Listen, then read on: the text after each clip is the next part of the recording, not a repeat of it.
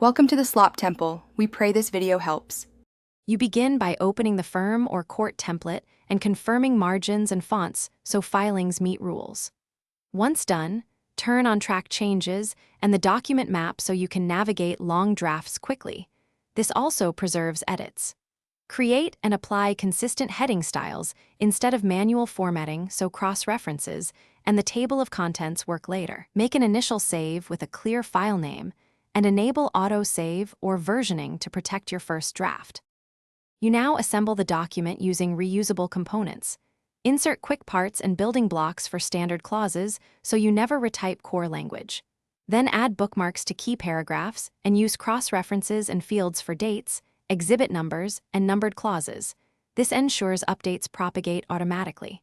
Apply multi-level numbered styles for statutory and contract clause sequences to keep numbering intact when you move text.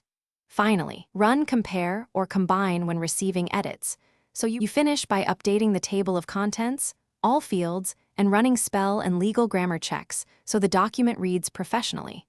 Make sure to inspect document properties and remove hidden metadata before sharing. Then set editing restrictions or apply password protection if required by protocol.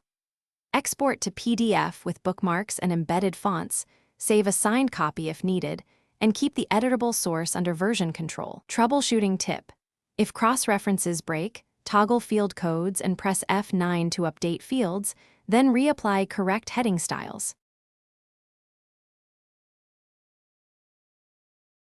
Thanks for watching.